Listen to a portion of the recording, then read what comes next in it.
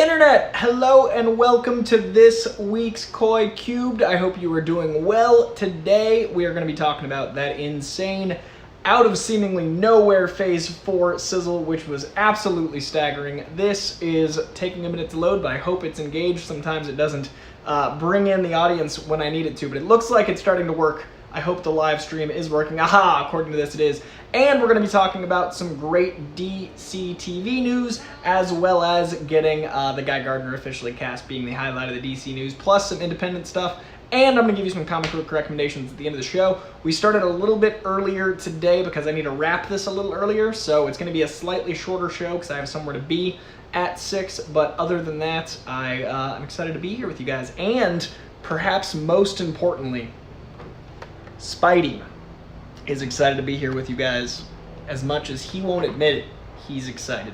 Let's talk about that sizzle, shall we? On Monday, just yesterday, though it feels like much longer ago, out of nowhere at 6 in the morning, Marvel dropped a Phase 4 celebration of the cinema, the actual theatrical experience itself, and did a bit of a past, present, and future presentation, the likes of which you usually get at a Comic-Con, but now we get through the magic of sizzles because the world's kind of on lockdown still. I was really happy because it also marked May the 3rd, which, yes, Star Wars is May the 4th, and by the way, May the 4th be with you. But May the 3rd was Iron Man 1 in 2008. It was also the Avengers film in 2012. May 3rd is very important to the Marvel Cinematic Universe, very important to me. So it was really cool that they celebrated the 13th year of the Marvel Cinematic Universe with that amazing sizzle, looking back, looking at now, and looking forward back to going to the cinema. So it was very emotional, it was a very cool presentation overall, and it definitely felt like something you'd usually get amping up a con, amping up a panel, something like that. So I thought it was great that they just did that to remind us, hey, movie theaters are fucking awesome. So they've revealed very little about Phase 4 beyond the titles so far, and even now, we know what all is in Phase 4, but they've kept, a lot of villains close to the chest. They've kept a lot of those details. And now we're starting, now that we're in it, to get some things. Even titles were kept under wraps. And this array of footage gave us some new information, including the first Eternals footage we've had to date. I want to go through piece by piece of what we got in that presentation. First up, we got a couple seconds of new footage of Black Widow. It looks very much like, a family action drama, so there's a lot of stuff going on in it. So we got a couple new frames, not all that much more because the movie's due out very soon, and it actually would have been out and also been out on Blu-ray and Disney Plus by now. So they didn't give us a lot more because it is around the corner, but very excited about that.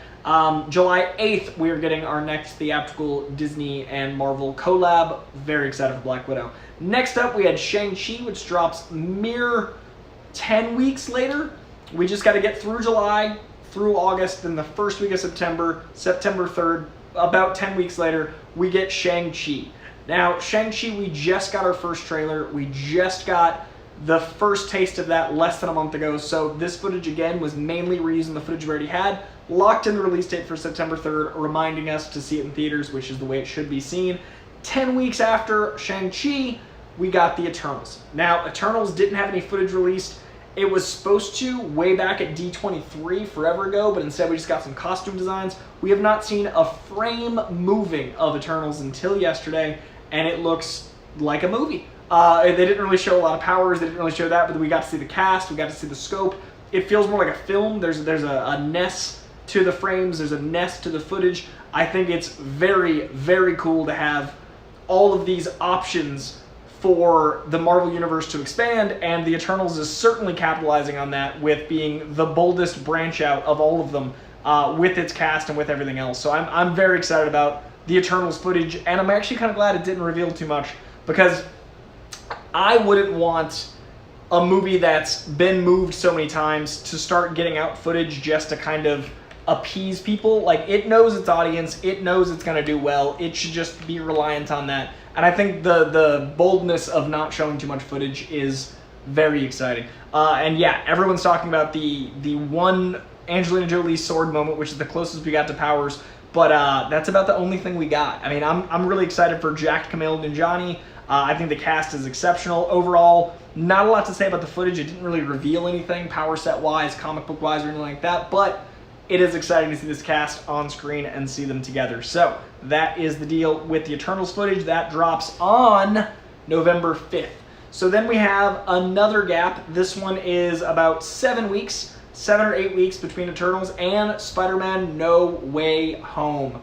Now, No Way Home is due out around Christmas. We got a December 21st No Way Home release. So the longest gap we have from now, from this moment, until the end of the year is 10 weeks of no Marvel content, and there's shows coming out in between then, so it's not even 10 weeks, it's like 4.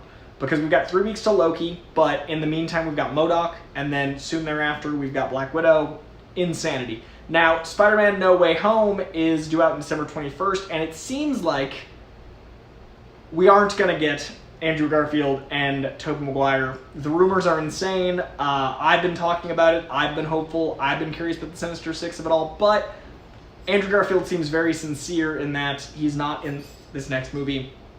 Yes, he's an actor. Yes, often people need to be able to bend truths for the sake of movie secrecy.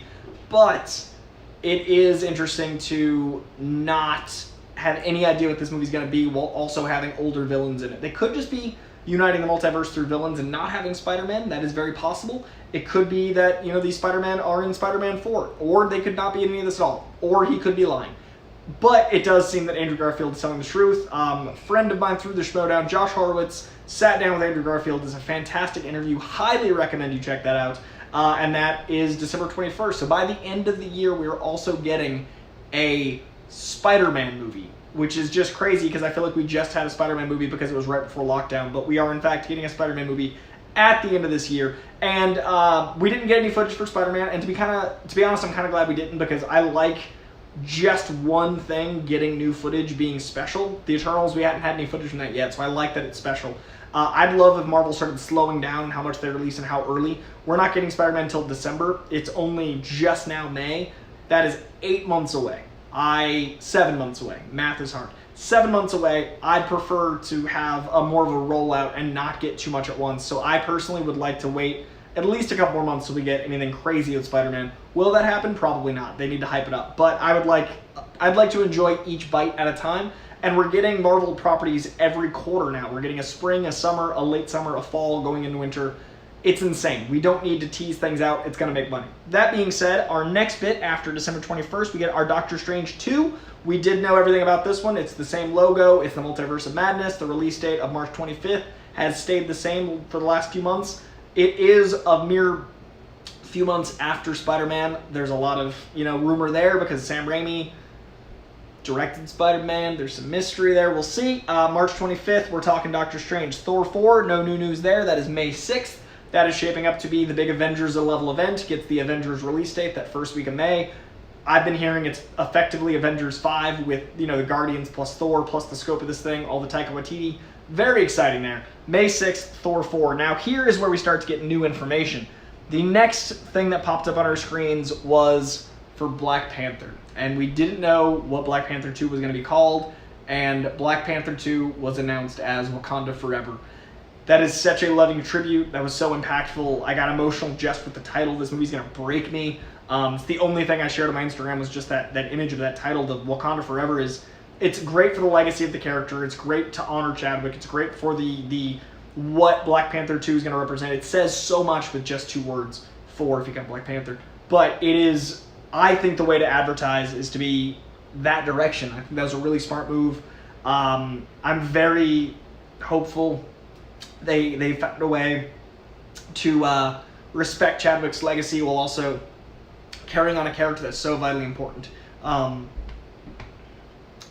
Choking, not choked up, little emotional, but not about that. Spidey's on my lap, so I don't want to go grab my water. I'm not crying. I've just got something in my throat that's timed with Black Panther sadness. Okay, got my water. Spidey's mad at me because I just moved very dramatically. Black Panther, Wakanda Forever. There we go. Hey, J. Jonah Jameson himself in the live chat donated $5. look at that. I'm such a big fan of Jonah. I think he's one of the best characters in the Spider-Man universe, and he's in my own chat. I am honored. Thank you for giving me a moment to breathe, J. Jonah Jameson. J. Jonah Jameson says, there's more than one Spider-Man? I knew it. He's a menace and a narcissistic one. How much is enough Spider-Man? How much is enough Spider-Man? Thank you, J. Jonah Jameson, for the Streamlab. And thank you for the opportunity to shake's fist in air. And there is an infinite array of Spider-Man. So I'm very sorry for your heart. I know you've got a heart condition, Jonah. Just, take your pills, calm down, find some meditation. Moving back into, thank you for the super chat, by the way. Moving back into the release dates, Black Panther Wakanda Forever drops on July 8th. So May, once again, 10 weeks later, Black Panther. We get 4 movies this year, all crammed in the second half of the year. We get 4 movies next year, spaced out over the year. Black Panther, July 8th, Wakanda Forever. Then in November, we have The Marvels. Captain Marvel 2 is now known as The Marvels, which is very exciting because that's going to be Miss Marvel, Captain Marvel herself, and I imagine Spectrum from the WandaVision show we just had, and perhaps maybe even Blue Marvel, but I think it's just going to be those 3. That's plenty of Marvels. But The Marvels for Captain Marvel 2 is very exciting. I can't wait to see her interacting with Miss Marvel. Can't wait to see Miss Marvel in general. There's some leaks out right now of her costume. I don't share paparazzi photos, but they're out there if you're curious. It looks just like the comic book. Very excited for Miss Marvel. So Captain Marvel 2, now The Marvels, Spectrum, Miss, and Captain. Very excited about it. So that is November 11th. Then we have our longest gap on the calendar, but remember there is Disney Plus shows between November 11th and Ant-Man 3 with the Deadpool release date. February 17th, 2023 is Ant-Man 3 Quantumania. This is where we're going to get into some crazy timey-wimey stuff. We got Multiverse with Doc Strange. We got timey-wimey with Kang in Ant-Man 3, February 17th. And then 2 years from tomorrow, May 5th, 2023, we've got Guardians 3. Guardians of the Galaxy is 2 years away, and there is a lot of stuff to keep us busy until then. Again, none of this is talking about the Disney Plus shows, just theatrical releases. And then the teaser ended with a big old blue 4.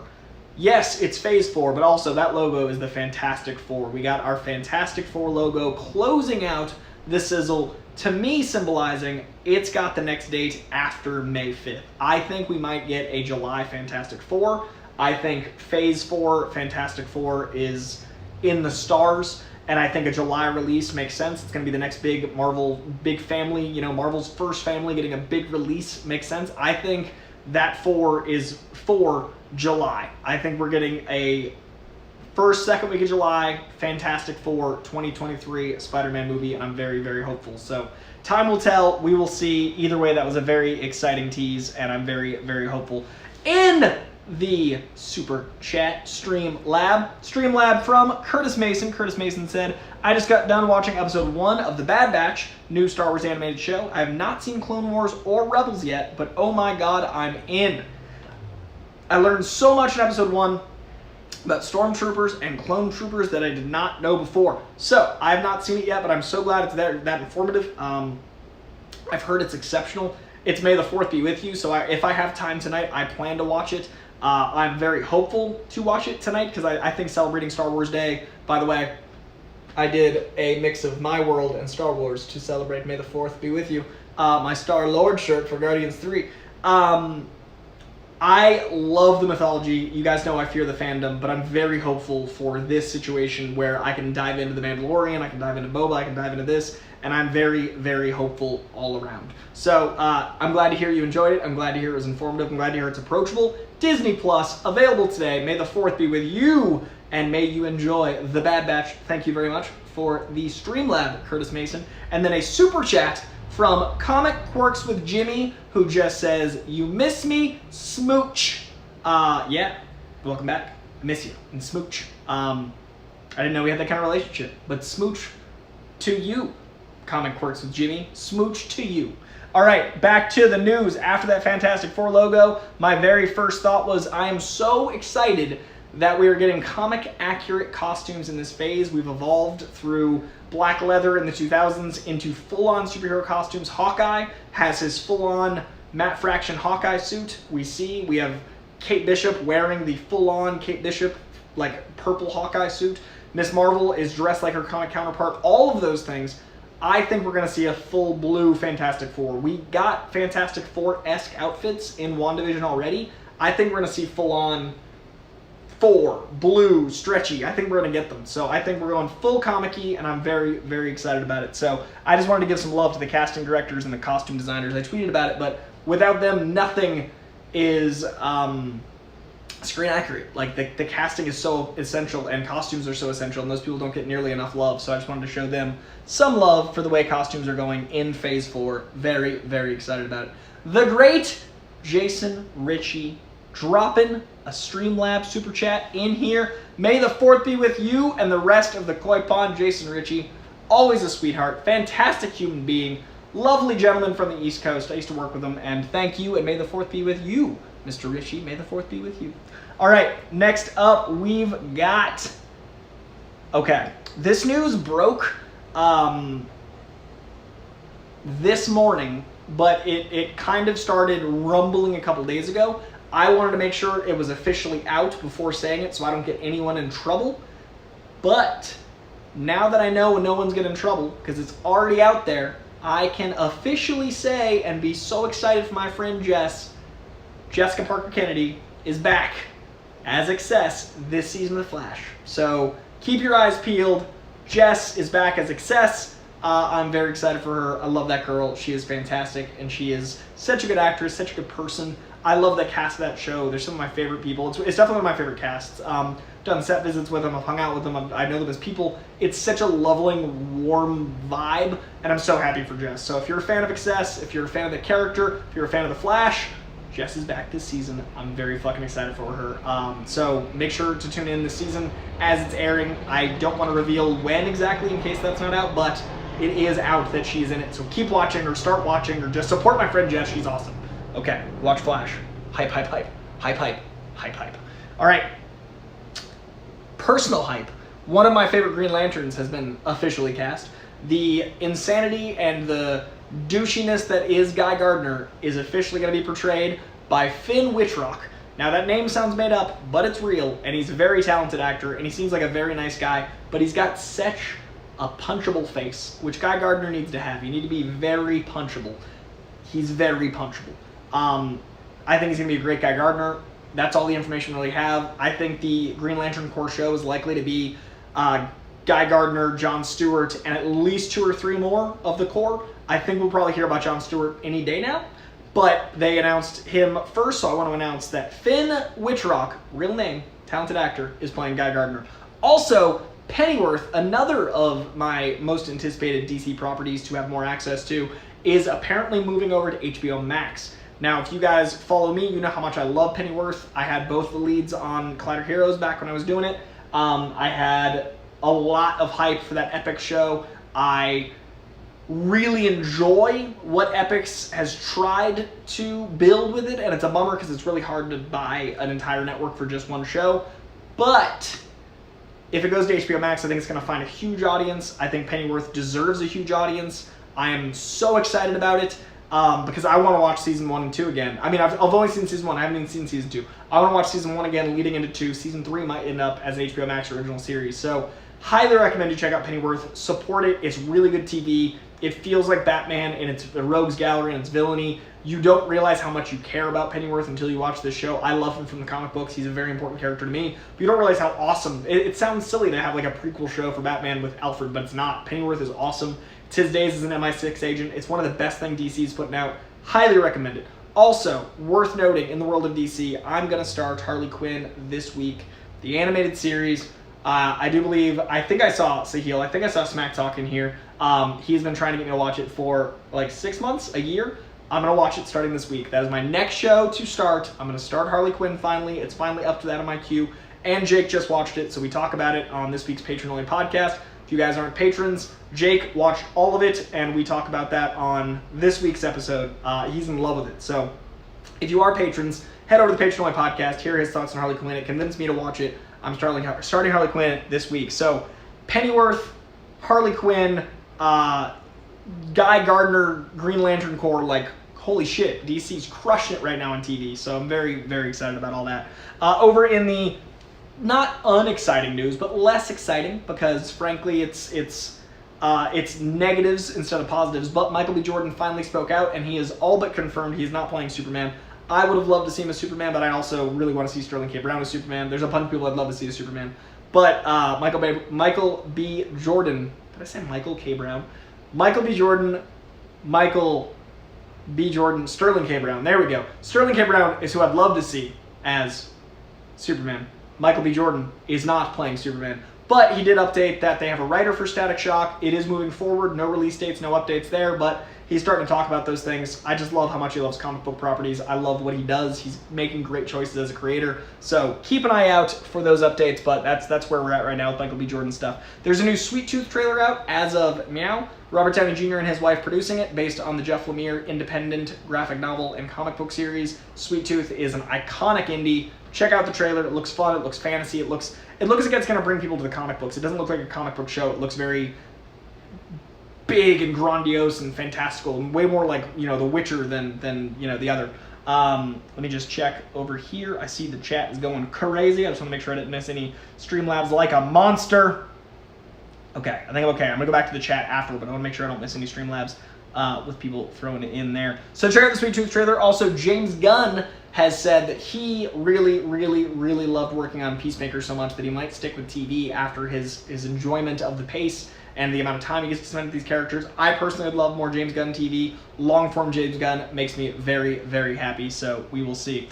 It's a tiny bit of news, but it's exciting, and again, I don't share paparazzi photos, and these technically are, but the building that was Wayne Manor in Michael Keaton's Batman, like the OG Batman and Batman Returns, the building that is Wayne Manor had Warner Brothers trucks, basically crew trucks, outside of it yesterday. So they're filming in the OG Wayne Manor, which is very fucking exciting.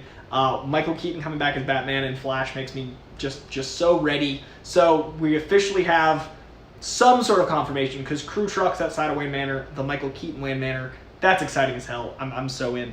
I see Mukbang Reviews just popped up in the super chat saying you and Spectacular Spidey Cat were really nice on Backstage. I usually don't watch that show, but your interaction with Gardner was really great to see. Thank you very much, Mukbang Reviews. Myself and Spidey Cat had a great time. We enjoyed the experience. Ben Goddard was a very, accommodating host. It was an off-the-rails interview. We definitely covered everything from Schmodown to movies to everything but I think the things he wanted to talk about. But yeah, I had a great time. Thank you for watching. I appreciate it. I like doing Backstage, so hopefully more. Spidey wanted you to know that this leg needs to be bathed immediately. It has to happen. Me and Spidey Day. And then we have the Ryan Cross Project, the great Ryan Cross Project. We have going back to comic accurate costumes. Did we leave them with the Fantastic Four Fox movies? Not fan-fortastic, never fan-fortastic, Josh Tranks. He writes, cringe.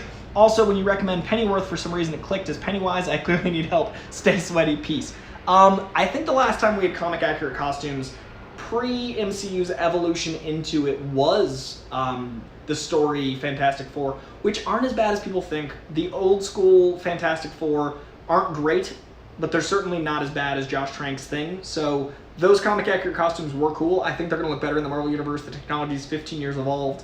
They're going to be a little bit more, I think, understated, or they're just going to lean all the way in like they did in WandaVision. But I'm excited for comic accurate costumes, and yeah, never fan for stick. And thank you very much. And Pennyworth is not Pennywise, but I appreciate you. And so does Spidey. Thank you for the Streamlab very, very, very much. All right, next up, in the world of news, Naomi got her first official image. Naomi is the Brian Michael Bendis comic that I am obsessed with, so much so that it's on so many episodes of Comic Book Shopping. It is a girl that lives within the Superman universe, but it's not technically a Superman character. It's a really interesting story. I don't want to give anything away, but it's just one miniseries called Naomi, and then it branches out. She becomes a member of the Teen Titans. She's in Young Justice. Not Teen Titans, I'm sorry, Young Justice. Big old character, came out of nowhere, and now it's everywhere. So she's fantastic. Big fan of the show, because I really want to see her in more places, and it's Ava DuVernay. So Ava DuVernay, who's now not doing The New Gods, which really bums me out. I really wanted that movie to happen. But we do get some Ava DuVernay comic book action with Naomi, and the first image is an official still that is the exact cover of Naomi #1. Be still, my heart. I'm so very excited. Leaving the world of comic books to just talk about other pop culture things, the final episode of Conan O'Brien is dropping in June. Conan O'Brien is done with his show. He's done it for decades, and then he did a travel show. TBS was very flexible with letting him do whatever he wanted, but I think he's just done. So they said the last bit is going to be very nostalgic, and then they're going to wrap it out in June, and I'm really excited for Conan to get to do what he wants. So June is the end of Conan O'Brien. I'm really glad I got to see a live taping. I went with Jay Barkel when he was promoting How to Train Your Dragon 3, and I got to like go see the Conan set and be the green room and go backstage, and I'm a big fan of Conan O'Brien, so that was a really cool experience. So I'm glad I got that before they ended the show, and I was one of the first episodes with the new set. It was really rad. Big fan of Conan. Interesting news, Tig Notaro, the very funny stand-up comedian, soon to be starring in Zack Snyder's zombie film and in a movie called Together, which I highly recommend, but I did not realize that nobody had seen that yet, so I was about to reference it. Anyway, Tig Notaro, very funny. She has the first ever animated stand-up comedy special on HBO, and that drops this summer. She has a fully animated stand-up special coming out this summer. I'm wondering if that ties in with lockdown. I'm wondering when she recorded it. I'm just fascinated by an animated everything comedy special. Yeah, time will tell. We will see. But yeah, Tig Notaro, very funny, coming to HBO this summer. I see we got a super chat from Comic Quirks with Jimmy saying Feige needs to somehow make Mads Mikkelsen Doctor Doom.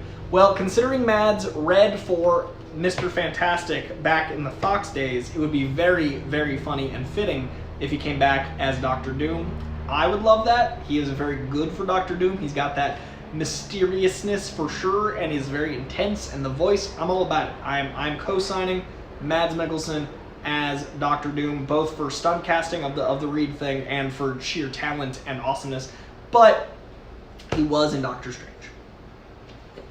Very much so. He was very deeply in Doctor Strange. He was just in a Phase 3 film. So there is some flexibility in being in multiple universes, but I don't know if they do it with something as immediate as I was just in Doctor Strange, now I'm Doctor Doom. That's a lot of doctors. But I like where your head's at. That would be great. We've got another one just popped in. Let me hit refresh. I just saw it pop up on the screen. Mukbang Reviews. I'm late to the chat. Sorry if this was addressed, but how should MCU introduce mutants? Cosmic rays, blip, snap, or something else? That is a much longer conversation. We talk about that often, but to give you my quick answer, I would have it introduced in Phase 5. I wouldn't rush it. We need to have the mutants as getting their own time. I'd start it as a TV show. I personally would have a TV show that lets them be young and they grow up at the school. Let it be, that Harry Potter element, but also sprinkle in some older mutants that we already know and care about as teachers and people running the school, like mix the ages, but have the OG team. I wouldn't let Wolverine touch the property for at least the first 2 years. I would do a Wolverine show, so that way people that only want Wolverine have their cake and eat it too. That goes from like the 1800s to now. The guy doesn't age, so I would do like an anthology show with multiple years of Wolverine that then meets up with the X-Men. That would be completely separate. But I'd have a Wolverine show, do the Frank Miller stuff, do the Chris Claremont stuff, do all of that, and then have him go through all the wars, like the only good scene in X-Men Origins. And then basically as he catches up to the time, we start to meet characters that we've already met in the X-Men movies, and then he crosses over with them years in, talking deep, way later. But I wouldn't bring in the X-Men through anything quick. I would do it either, an X gene mutation happened because of the blip, and we find out about it slowly, or an interdimensional thing with Doctor Strange. But I wouldn't just be like, and these are the fully formed X-Men, personally. Hope that answers your question. That's my pitch. That's what I would do. Those things all work, but I would do it slowly, is what I'm saying. So yeah, blip, snap, cosmic rays, any of that. Wouldn't do cosmic rays though, because it's Fantastic Four cosmic rays. I wouldn't touch cosmic rays because that negates their specialness. That would make them mutants if everyone's a mutant with cosmic rays, and the Fantastic Four are mutants. If that makes sense. Okay, next bit of news. Quick rundown because I got to wrap in 15 minutes. But Mitchell's vs. the Machines is my favorite movie of the year so far. I watched it blindly this weekend. I kept seeing it trending on Twitter. It is so funny. I had to pause it to calm myself down, rewind, and rewatch some sequences. It is such astounding animation. It is some of the funniest writing I've experienced in a long time. It is great for all ages. It isn't just for kids, but it's geared towards kids. So if you have a family, it's a fantastic time. I'm watching it. I'm visiting my family in hopefully the end of this month, early next month, and it is the first thing I'm watching with them. I've like told them to not watch it without me. We're gonna watch Mitchell's versus the Machines. So if you're looking for something to watch, I rarely just blindly say to watch something, but man, I thought this movie was fucking hilarious. Literally couldn't stop laughing. So Mitchell's versus the Machines, check it out. Highly recommend. All right. Speaking of movies doing very, very well, Demon Slayer, the anime, is crushing so much in the box office. My mom is awesome, so she cares about box office. She also works at the theater, but she cares about box office because she knows I do, and was sending me texts about how well it's doing in the box office. It was #1 on 1,900 screens. #2, which made 0.4 million less, was Mortal Kombat in over 3,100 screens. So Mortal Kombat had twice as many screens nearly and made less money, and so the per screen average is staggering. Demon Slayer is crushing. Friend of the show, patron saint of reviews, Mr. John Getz, saw it, loved it, and he binged all of the show before going to see the movie, because we were talking about maybe me doing that, but like he said, it's not really approachable without having seen the anime. As you all know, animation is not usually my medium, but I'm trying. As you can tell, I'm watching Mitchell's vs. the Machines. I'm about to watch Harley Quinn. I'm actually trying, truly. So I hope to one day like that medium as much as live action. I don't currently, but I'm working on it. But yeah, I'm so happy for anime fans to have such a win. Demon Slayer here is exceptional. I'm so excited for you folks that love anime to have something do this well. So congratulations to Demon Slayer and for a box office coming back and being rejuvenated, and for my mom for sending me that. She's just great.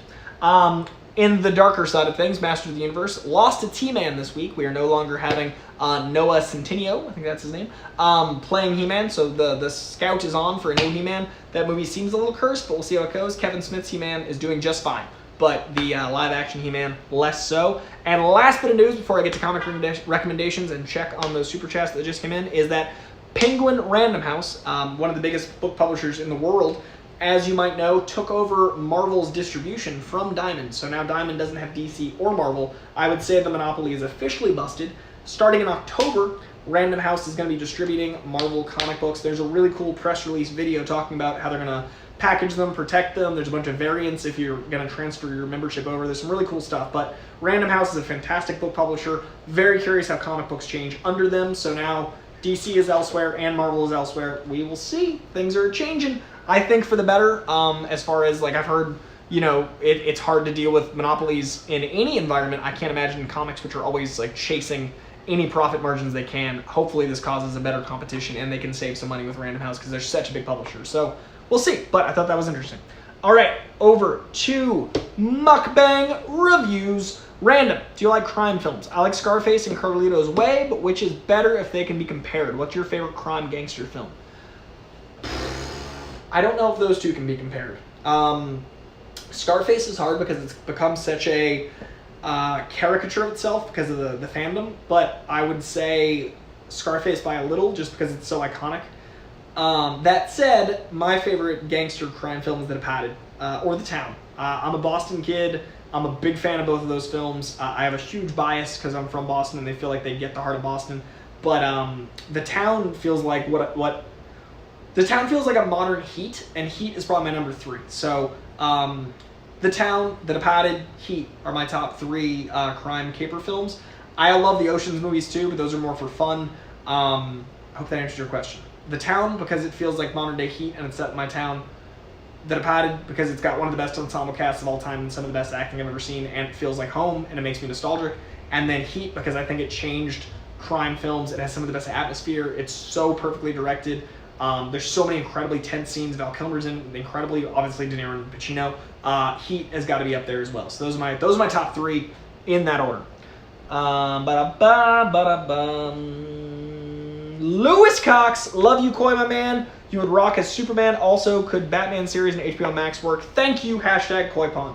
I appreciate you thinking I could be Superman. I appreciate that. I think a Batman series is happening.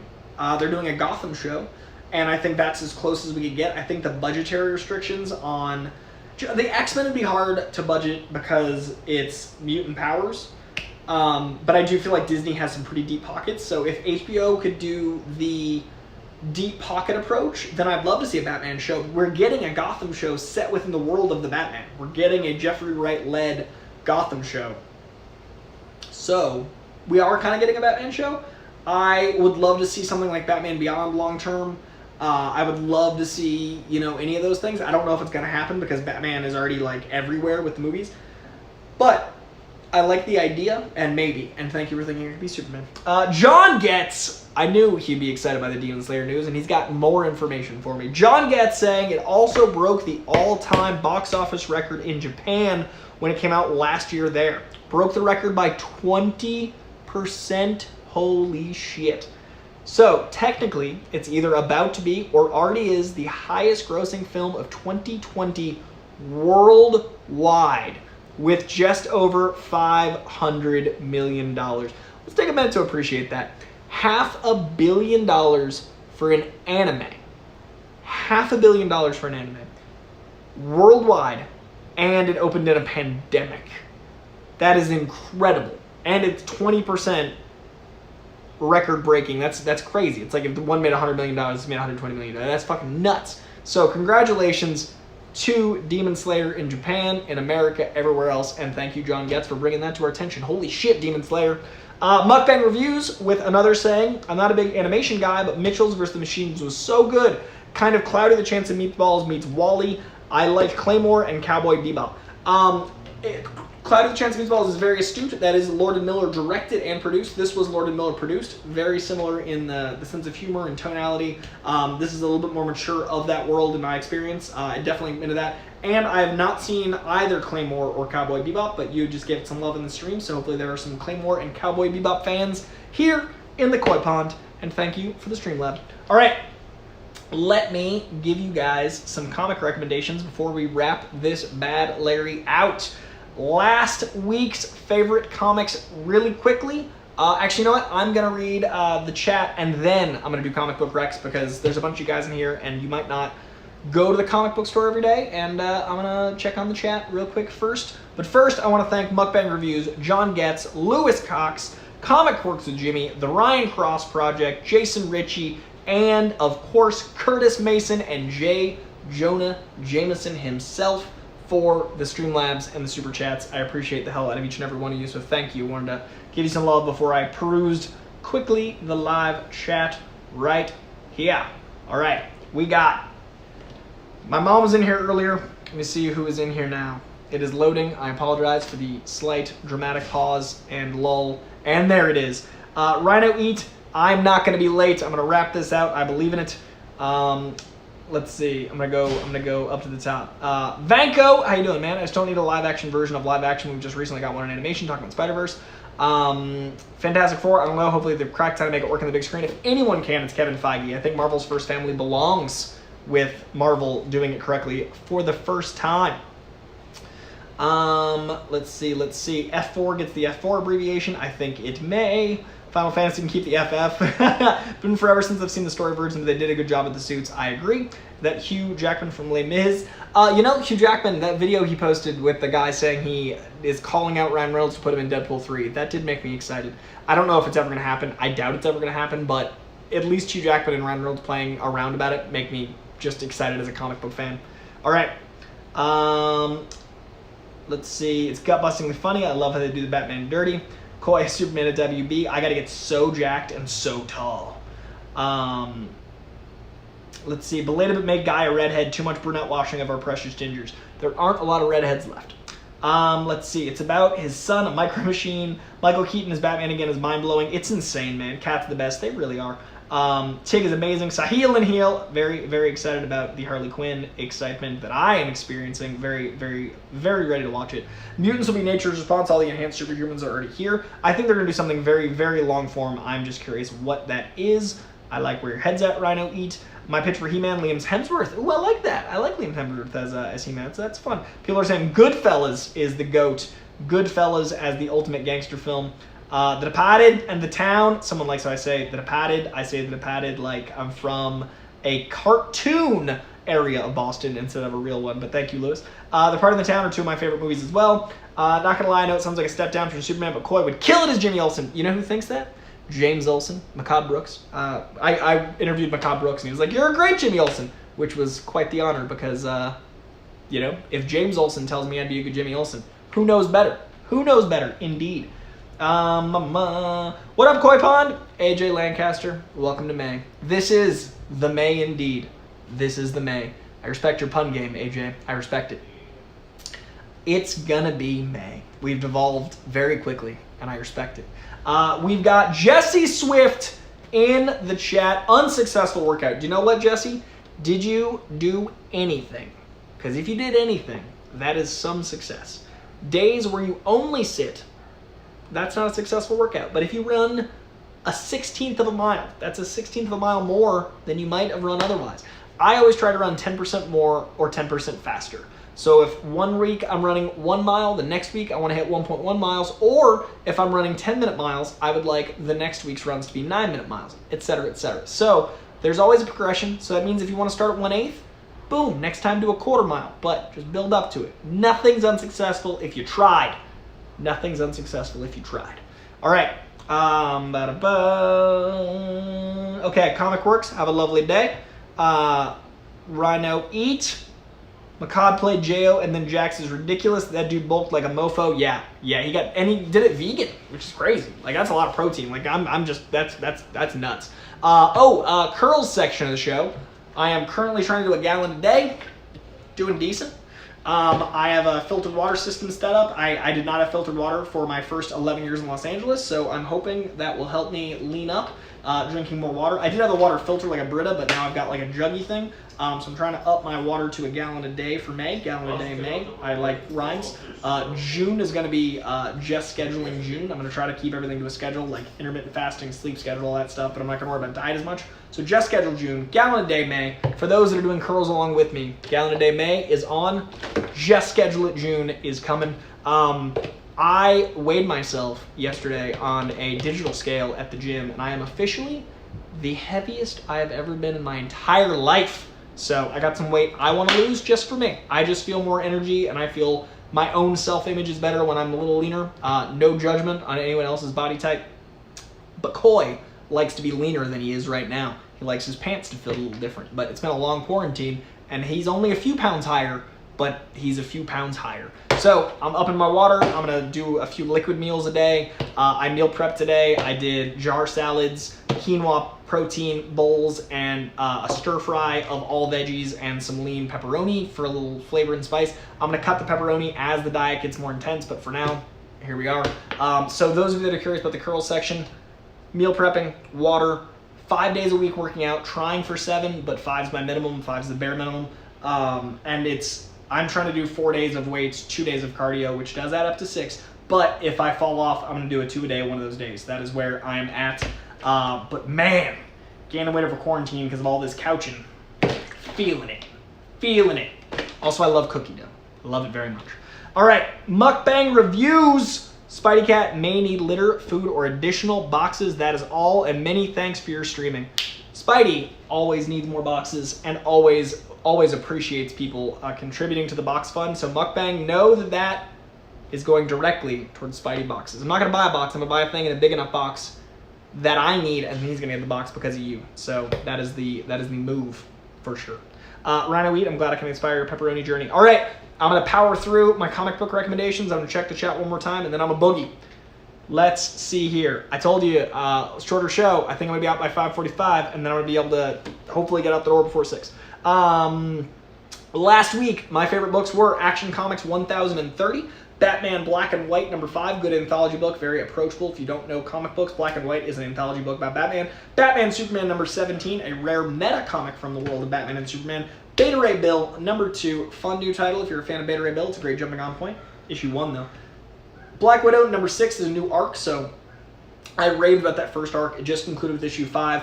#6 might as well be a #1. This book's so good. Highly recommend this Black Widow book. Berserker number 2, Keanu Reeves, co-written and starring. It is basically like imagine an immortal warrior, like a Witcher meets a Wolverine, starring Keanu Reeves. That's Berserker, issue number 2, just came out last week. Crossover number 6, Donny Cates writing some crazy stuff. Loving this book.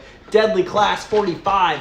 Deadly Class was gone for a year. Deadly Class hadn't had a comic since March of 2020. Now, in late April of 2021, after a long 13 months, we get more Deadly Class. One of my favorite comics in the shelves. Love this issue. They did a time jump from the 80s into 1992. Very good. Much love to Deadly Class and Rick Remender and Wes Craig. That's my book of the week. If you pick up anything, pick up Deadly Class. If you pick up 2 things, pick up Department of Truth. Number 8 is less approachable, but pick up 1 through 8. This is the best comic in years. Deadly Class is truly exceptional, and so is Department of Truth. These 2 books are just mind-blowing. Department of Truth's only 8 issues in. I would jump on it now. Go buy 1 through 7. Get all 8. Department of Truth will change your life. It is mind-blowing. Harley Quinn number 2, just a good time. It's real fun. Savage Adventures number 20. This is a Conan the Barbarian and Spider-Man heavy issue. Had a lot of fun with it. Shadecraft, I picked up out of nowhere. Blind pickup from Image Comics. I try to get as many Image number 1s as I can just to get a vibe for the indie market, and Shadecraft made me very happy. Highly recommend Shadecraft number 2. Silk number 2 continues to be a good time. And The Marvels number 1. Brand new look at the Marvel Universe in its own way. The Marvels number 1 is a good time.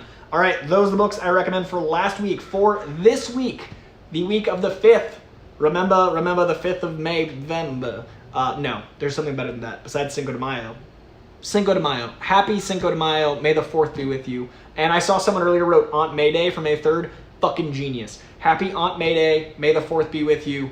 Cinco de Mayo, and it's gonna be May, and this is the May. All of that nerd shit. Celebrate it by buying these comic books tomorrow, May 5th, at your local comic book shop. All New Wolverine as a trade from Tom Taylor. Big ol' $100 hardcover trade. Amazing Spider-Man 65. We've got America Chavez number 3. We've got Batman 108. We've got Carnage Black and White and Blood number 3. We got Firepower 11. If you enjoyed the Invincible show, Robert Kirkman has an ongoing comic right now called Firepower that is genius. It's only 11 issues in. Invincible, 144 issues. Firepower, only 11. If you want an approachable Robert Kirkman book that isn't Walking Dead, that isn't Invincible, check out Firepower. It's only on its 2nd trade. Dive in, it's a good time. Here's Reborn number 1. Very curious how they're going to do that. Immortal Hulk number 46. Iron Fist, Heart of the Dragon number 5. Marauders number 20. Nocterra number 3. It's a new book from Scott Snyder. Suicide Squad number 3. Swamp Thing number 3. And that is it for this week. It is going to be on May Day. Let me check the super chat real quick, and then we're going to call it a day, you lovelies. This was a fun chat. I love my Tuesdays with you folks. The Koi Pond is strong and wonderful. I am so grateful for such a great community, and I really appreciate all of you. I would be a sick Wally West Flash. Oh, that's very kind. Thank you, Lewis Cox. I am a big fan of both Barry Allen and Wally West because they're both like optimistic, speed-talking, energetic boyos, and I feel like that is very much what I am. I am all those things, so I appreciate it. I actually went out for Toyman on Supergirl. One of my last auditions when I was still an actor boy was for Toyman on the Supergirl pilot, that first season. So like 6 years ago, and that was fun. But yeah, Jimmy Olsen would have been fun, and Makad Brooks thinks so too because he's a sweetheart. That is going to be it. Thank you to Lewis Cox, to John Getz, to Mukbang Reviews, and to everyone else I read off earlier. I appreciate the hell out of your super chats and Streamlabs. I'm glad my mom was in here. Hello to my mom. Rhino E picked up both. That makes me very happy. Finally picked up season 1 of Umbrella Academy, and it's a must-read now. Yes. Definitely pick it up. Took after Dad with the cooking. I don't cook as well as Dad, but I'm trying. Lean pepperoni is a great snack, Rhino Eat. I think I saw that before. Is Oblivion Song still going too? I'm not reading Oblivion Song. Oh, I saw someone ask about Ronin. I'm not sure when Ronin 3 is out. It's not this month. It's not April. So it might be late May, but it's not this week of May. It wasn't in April. So I would assume late May. It's been about a 2-month book because it's big. It's like a $10 book. So I would assume Ronin is going to be late May, maybe early June, if that helps. All right. Koi Pond, you're fucking awesome. I will see you very soon. And Scott with the win. Scott Welsh, wishing my mom a happy Mother's Day. Actually, I'm going to wrap in a minute because anyone that wants to, wish my mom a happy Mother's Day. She is the absolute best. She and my dad are the reason I am this weird. My mom let me be weird. My mom encouraged me to be weird. My mom had me as a teenager, and I didn't turn out to be a serial killer. My mom raised me to read comic books and to explore strange ideas and philosophize and read and just like be fucking strange. She encourages Burning Man. She encourages the moving to LA, all the choices I make. She's a super supportive, awesome, just great human being. So wish my mom a happy Mother's Day. It's this Sunday. Wish your mom a happy Mother's Day. If you're vaccinated, give your mom a hug. I'm gonna see my mom in late May. It's gonna be May. But happy Mother's Day to my mom, to your moms, to moms across the world, to pet moms and everything else. Moms are great. So wish them their day. All right, that's the end of my Mother's Day rant. Mom, I love you. I appreciate you. Happy Mother's Day. I'm gonna call you Sunday, but obviously I wanted to make sure you got a bunch of love in this early. I'm just gonna let it play out for a second. Good. Okay, thank you to Sahil, Curtis Mason, Lewis, Rhino, and everyone else that wished my mom a happy Mother's Day. And Kevin Unity, I appreciate you guys. That is gonna do it. Much love, Koi Pond. I will see you on Thursday. I'm going to try to review some My Hero Academia for John Getz. I'm going to try to watch episode 58, and then the movie apparently takes place between seasons 2 and 3. I just wrapped season 2, so I'm going to watch an episode and the movie, and then review that on Thursday if I can, and then we'll be back next week. But also, this Friday is the Star Wars Schmodown Championship, where Andrew DiMolanta defends and keeps that belt from Alex Damon. So this Friday, DiMolanta keeping the belt, Schmodown Spectacular on Friday. End of the month, Shazam gets the belt from The Odd Couple, and Josh Horowitz versus the incredible Paul Walter Hauser, but Josh Horowitz is an absolute beast, is going to be going down late May as well. So lots of Schmodown goodness for the Quirky Mercs in May. And I got a Mukbang Reviews shout out. Mukbang Reviews, happy Mother's Day, Koi's mom, with a super chat with the sweetness, hell yes, and Ragged Company Recordings, wishing love, as well as Ryan Cross Project. This is what I wanted to see. I wanted to see a barrage. I tried to stall as long as I could, and you guys did not disappoint. The surge of love in the chat makes me very, very happy, and my mom saw it all, which makes me very, very happy. All right, that is actually it. I said 45, it's 44. Boom, did it. Fuck yeah, Koi Pond. I will see you Thursday for My Hero Academia, an episode and the movie for John Getz, and I'll see you next week for more Koi Pond news. Until then, stay sane, stay safe, stay sweaty, hug your family, not when you're sweaty, when you're vaccinated, and read some comics. All right, love you guys.